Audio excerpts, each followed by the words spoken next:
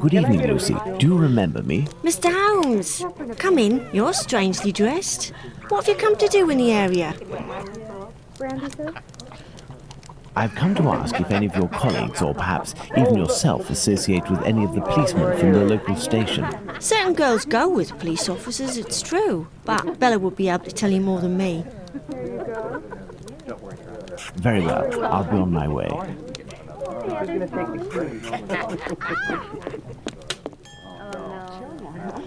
You are a friend of Dr. Watson? Indeed. A fine man, your Dr. Watson. He got me out of a damn business with one of my clients. We gave this boor a lesson to remember, and he's since gone to France, having snagged one of my best girls.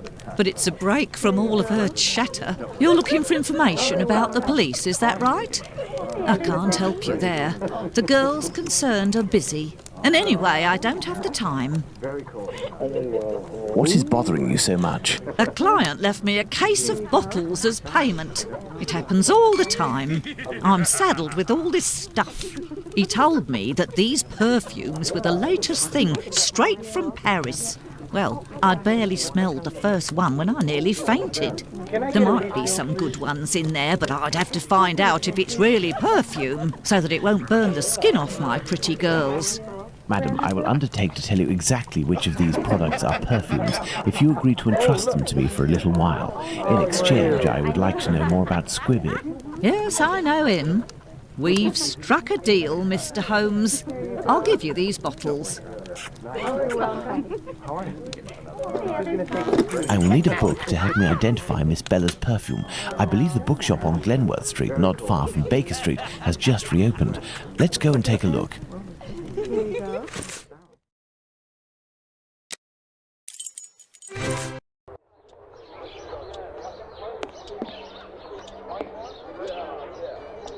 Hello, sir. Hello. Are you the new bookseller in the neighbourhood? Yes, my name is Barnes. You're one of my first visitors. Welcome. What are you looking for?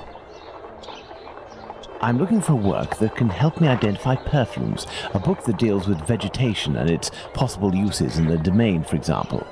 I would recommend the Encyclopedia Spartica about vegetation. It consists of a reference on the matter. This book is the most complete that there is. Fine, I will take it. But it's just that, I have no idea where it is. Would you believe that my predecessor classified works by their acquisition date? Nowadays, we advocate a thematic classification. However, I am getting down to the task. You aren't looking for anything concerning the history of the scripts. I'm fascinated by the subject, and I already have numerous books on the topic. It is no doubt very interesting, but I need this book Spartica without further delay. Fine, fine. I will try to find the acquisition date of this encyclopedia, Mr. Holmes, Sherlock Holmes. Ah, fantastic. You are the man for the job. Perhaps you could try to find the missing dates. That will buy you some time. There are some dates missing? Yes. I forgot to mention that detail. The dates were written on cardstock attached to the columns, and there was one date per section. As one goes along, you will see there is no specific order, and certain are missing. I remade the labels, but I don't know where to put them. They're there on the counter. Are there any other details to know? The proprietor inscribed a date every 2 years since his arrival in 1864, up until now, that is 1888. He left a note regarding his method of shelving, but I didn't understand a word. I do believe, in fact, that he was a bit mad. Well, I will see.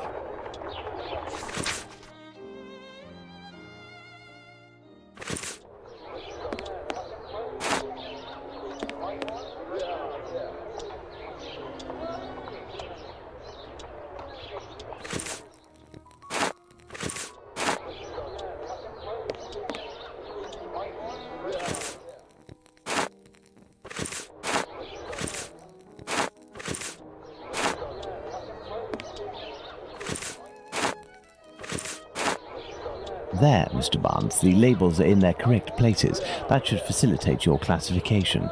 Have you found my book? Yes, what luck it was to meet you.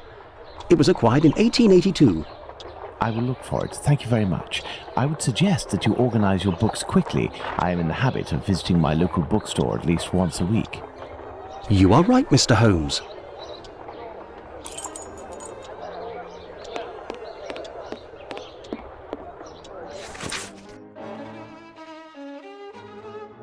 This encyclopedia on plants and spices is just what I need to analyze these so-called perfumes. Let's return to Baker Street.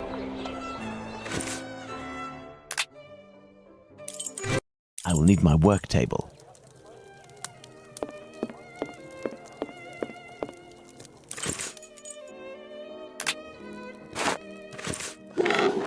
Let's get to work. I must analyze these perfumes.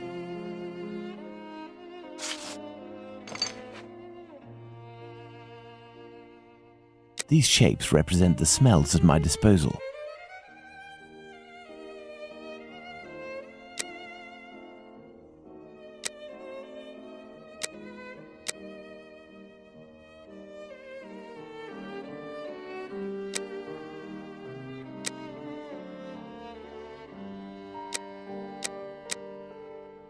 This perfume is ghastly.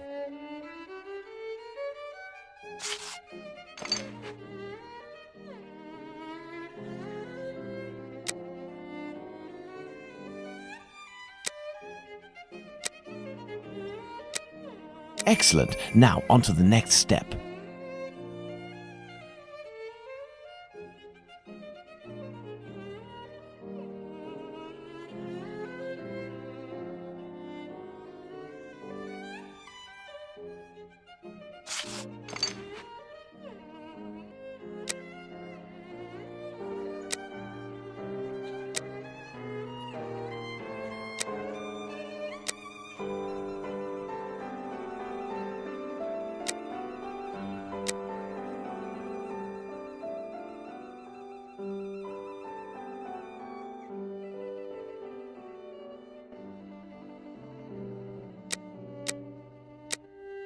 Elementary.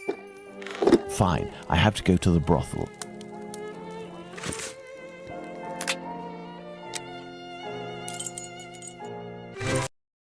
Fine, I have to go to the brothel.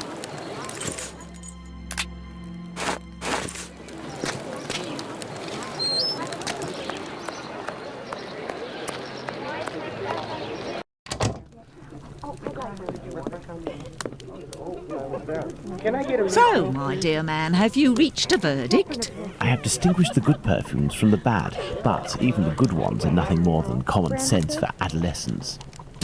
Who cares? It'll freshen up a few of my girls. Wait, there's a perfume here called Valerian. What is it? It's not really a perfume, technically speaking, unless you like cats. It's more of a kind of medicine. It smells strange. I don't really like it. Here, I can give it to you. And I have some information. Squibby is most assuredly locked up at the police station hereabouts. It would also seem that he's the one who doesn't want to come out. Do you know someone by the name of Danny? Danny? Big Danny, Nutcracker? Ah, the one who hates cats? That's the one. You're interested in that kind of bird? Oh, be like dipping your biscuit in a pig's trough. She's dangerous, a real cyclone, so beware. And her appearance, she claims to adore perfumes.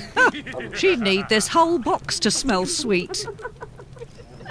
I doubt it'll take much to make Danny cooperate, perhaps by offering her a little gift. Let's go to the police station.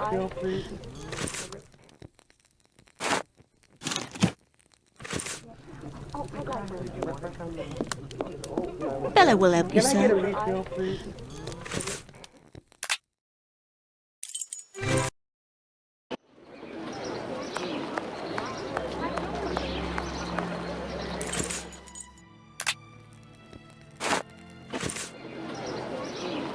Do you remember me? Would you be kind enough to help me by telling me how many policemen are inside in exchange for this bottle of perfume? There ain't much in the station. It was pretty busy, but now there's only one constable, dearie. There we are. Now Danny has been sprayed with valerian, a scent that's irresistible to cats. I must create a diversion in the street to make the policemen come out, but I need some cats. Lots of cats. To the pet shop. I must go to the pet shop.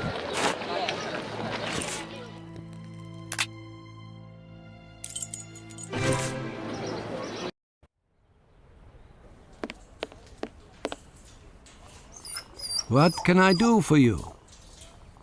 So, how is Bert doing? He'll pull through.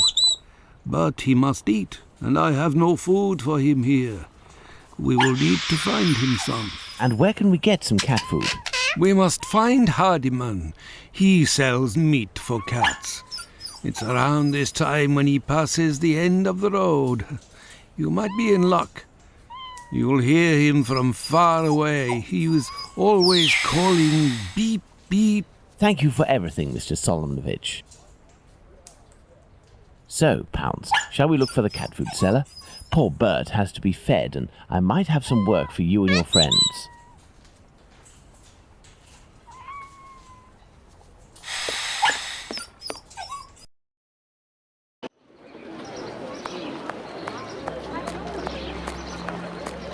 Beep beep.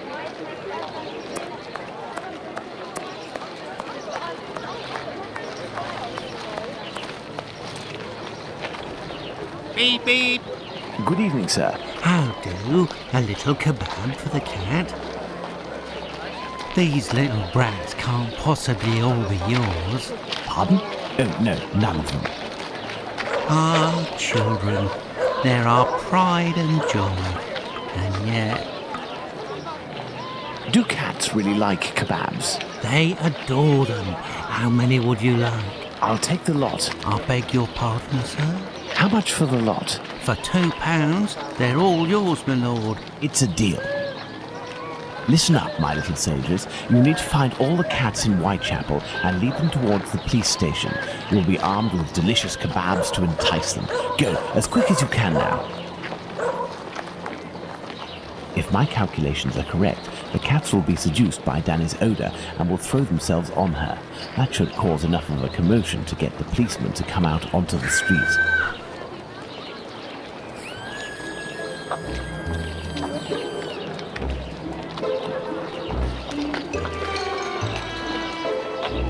Come on now, children. Let the cats alone.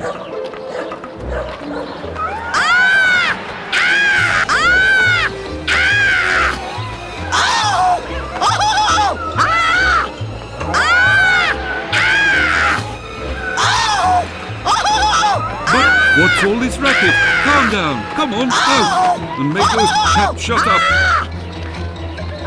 Well now, let's see what I can do about Squibby.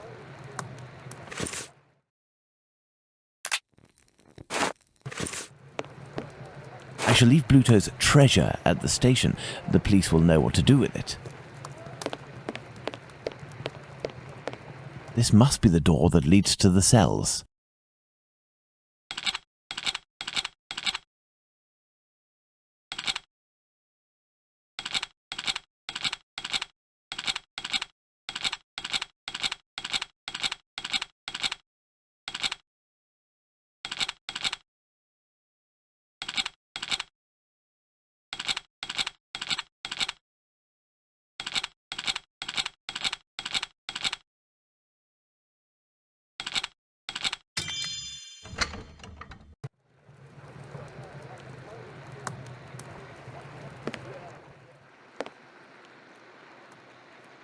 And who are you? I've come to talk to you about Tumblety. So you're here to kill me, are you? Absolutely not. I've come on behalf of someone you know who told me you have some explosive news about this American. In exchange, he has settled your bill on the kayaks. You ain't no street person, you. You're a bobby, trying to wind me up, aren't you? Not at all. Will you agree to talk? Not a chance. I'll give nothing away for nothing. I don't have to follow Bluto's orders.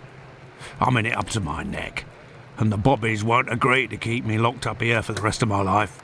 You mean to say that you are here of your own accord? Damn right. Only death awaits me out there. I was almost lynched because I was blamed for the murder of those poor girls who were chopped up like animals. The police put me here for my own safety. That's when this journalist showed up. A journalist? I socked him once for disrespecting me down at the pub. He said I'd pay for it one day, and that day came. He said he was going to squeal to the papers about me. With my description and my tattoos and all, I was arrested at the same time the police said they'd caught the Whitechapel killer. While waiting to write the article, he started the rumour. Nah, the streets ain't safe for me no more. I understand. Listen, if I find this journalist and make him promise to not write a word about you, and if I also agree to pay for you to get out of London, will you tell me everything you know about Tumblety? You sure know how to speak to ruffians, don't you? You got yourself a deal. What's the name of this journalist? Bulling. Tom Bulling. Tom Bulling?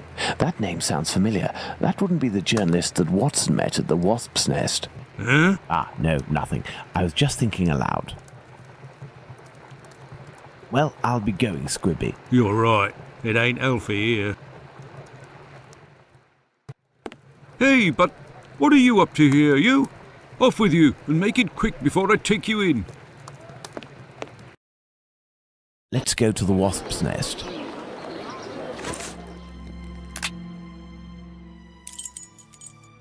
Let's go to the Wasp's Nest.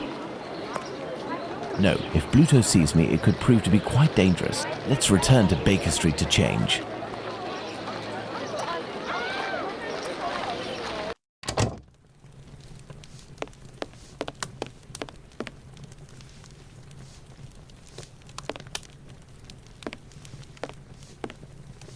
Evening. A pint for me and have one for yourself. I'm looking for a journalist, a good client of yours. Goes by the name of Bulling. Ring any bells? Haven't seen him for a day or two. He must be sleeping it off somewhere. Where to hide from the landlord when you owe some serious bread? What paper does he work for? I don't know, but I can't believe that he works at his rag, because he's always round the pub scribbling his useless papers. The last time I seen him, he spent a whole day at that table drinking and scratching away from morning till night. He finished by celebrating, and without the help of a rich chap, he would have fleeced me of a guinea. Thank you, my friend. That's nothing.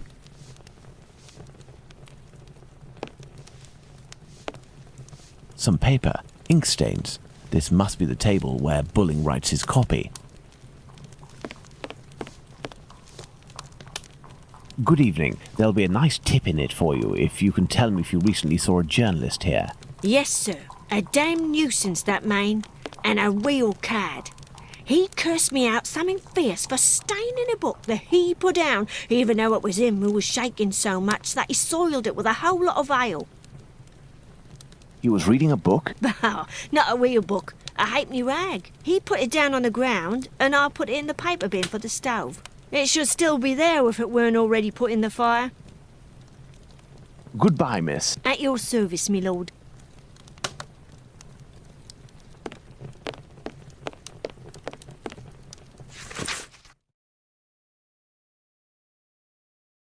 Spring-heeled Jack, a fantastical character that terrorizes the population of London. This journalist has some far from cheerful reading.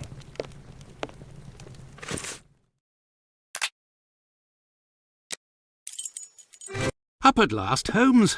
Were you able to get anything from that crook at the Wasp's Nest yesterday? Not yet, but I am working on it. And yourself, Watson, what were you able to find out from your colleague about the sale of second-hand female parts? Holmes? Well, actually... Let it be, Watson. It was tiring, no doubt. Well, as soon as I mentioned the possible existence of a black market dealing in human parts, everyone in the hospital became very tense. This silence, therefore, tells us more than anything else at this point. However, I have trouble believing that such a peculiar dealing as that involving Annie Chapman's uterus could have gone unnoticed in the medical community, if that is indeed what happened. That's my opinion, as well as that of my old university colleague. He maintains that any form of organ trafficking would be impossible, not to mention unnecessary. However, he did tell me something rather troubling: the unexplained disappearance of several corpses from the hospital morgue. He has allowed me to investigate, provided I do so discreetly, and here is what I found, concealed in what appeared to be a secret letterbox. Interesting, an encoded message. Indeed, and look, the symbol of a certain well-known Spartaca encyclopedia is printed on it. Perhaps it will help in deciphering the letter. Thank you, Watson. Are you going out again? I promised a new patient, Captain Stenick, I'd go round to examine him. He lives nearby. I may be back before you've had a chance to decipher this mysterious message.